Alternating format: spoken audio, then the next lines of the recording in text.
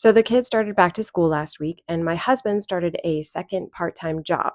And that left us in an interesting position of trying to figure out how to get everybody where they needed to go on time with just one vehicle.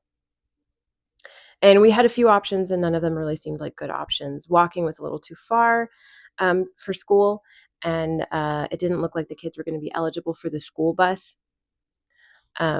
So ultimately, uh, since we didn't want to wake them up at 5 every morning if we didn't have to get them to get my husband to work, we decided that he was going to take the city bus to his job in the morning.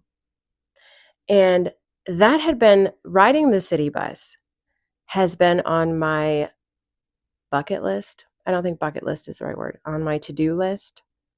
It's been on my radar, I guess, for a while. So I was pretty nervous/excited for him to do that. And full disclosure, I still have not ridden the city bus. So I'm kind of being a hypocrite here. But I wanted to share with you some of my reasons why I think everyone should, if you have the option, ride the city bus, even if you don't need to. And I know not everybody has the option.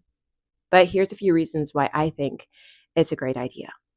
So, first, as an adult, I think it's important to confront my own level of privilege. I grew up in a household that always had two, maybe three cars, and we were, the ones that we drove clunkers. So, when one clunker dies, you have another car to use. Um, or when one's in the shop, you have another car to use. And that's a different kind of privilege. But I didn't know anybody that rode the bus. I think I've only ever heard of one person in my circle growing up that rode the bus to work. And that was it. It just wasn't something anybody I knew really did, even though growing up, we had access to a city bus. Um, I've lived in towns where we didn't have access to the city bus. Like there wasn't a bus system because it's just too small. Thankfully, we do have one here.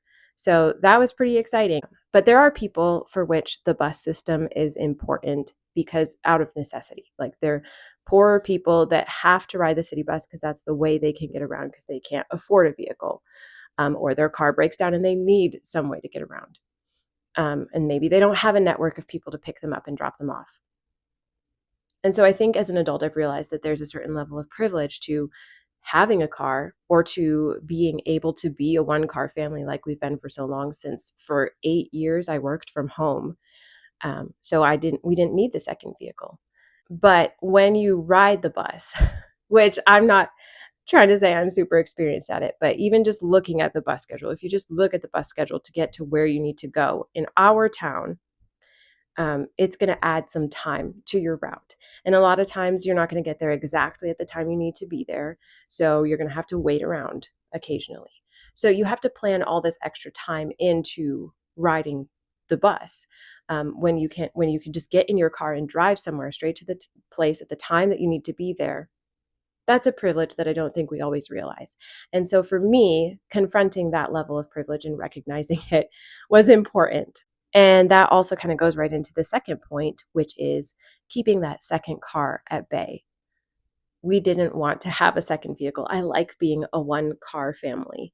And so him riding the city bus, and I'm hoping that all of us will start to get to ride the city bus more, as we get more comfortable with it, as the kids get a bit older. So not having that second vehicle is really nice because we don't have to store it. We don't have the cost of it. I'd prefer to stay that way if we can. Speaking of the cost, that's another big reason to ride the bus. It's really affordable in most places to take public transportation. And that's intentional. They want it to be used. They want it to be useful for people. But it's also expensive to own another vehicle. So by not owning another vehicle, we save a lot of money. I think for our city bus, if you're just riding it once, it's $1 for the ride. And so right now it's going to cost us, if he rides every day that he has to go to work, it's going to be about $25 a month for just that $1. Probably less actually, because I think you can get a pass where it's like you get 6 rides for $5, something like that.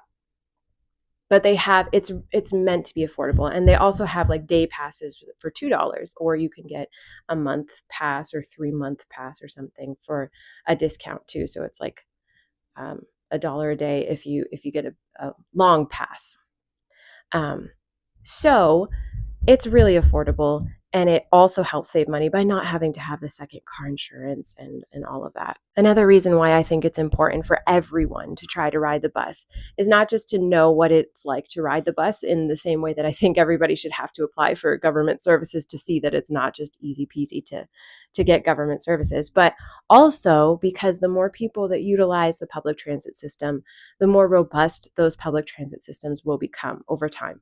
So the more people that use them, the more service we get access to. And that's the same with like biking. I think biking would be really good to have more bikeable, more walkable cities in the US so that it's easier for people to get around, because our city is very small, but it's not safe to bike everywhere in our city. And so that's a similar thing. The more people that do it, the more robust those systems will be. Of course, this is probably the most commonly cited thing, but the environmental impact of riding the bus is less than that of driving individual vehicles everywhere. And also congestion wise, it frees up more space on the road when you have a lot of people in one bus as opposed to like one person in one car and a car behind them and another person in a car behind them. So congestion, environmental impact. This is obviously not the case for everyone, but our oldest has special needs. And with his he's autistic and mostly nonverbal. And with his specific special needs, there's a lot of ambiguity for us about what he will and won't be able to do in the future. And that's really hard to navigate around. But one of the things that's important to us is for him to learn to take public transportation and to have these robust systems for people like him. So if he's unable to drive, the bus system, learning how to navigate the bus system and also just being comfortable with it is going to be really important for him, and learning how to bike and all of those things. Although if the city's not bikeable, I don't really want him biking anyway. So I guess that's something we're going to have to see how that pans out as he gets older and what his needs are in the future, because he may not need that. Like he may someday be able to drive. We just don't know. But there are people for which the bus system is really important, and a lot of them are special needs individuals. And lastly, exercise. So you don't think about the bus as being a way to exercise, but in just my husband's route to get to work, he has to walk 5 to 7 minutes on each end of the bus trip. And if you're looking to kind of just get some built-in exercise, it's not a huge amount, but 15 minutes of exercise added into your day when you are mostly sedentary is something, and is really helpful for people that don't get much. So that's an added benefit that you might not see. And if you were going further and had to transfer routes and everything, there would also be additional walking in that. But he's just on one, so it's not too much walking. But that, I think, is actually a positive. I suppose for some people that could be a negative, especially if it's really cold, but or really hot. But I think exercise can be put in the benefit category more often than not. And those are the reasons why I think everyone should try riding the city bus.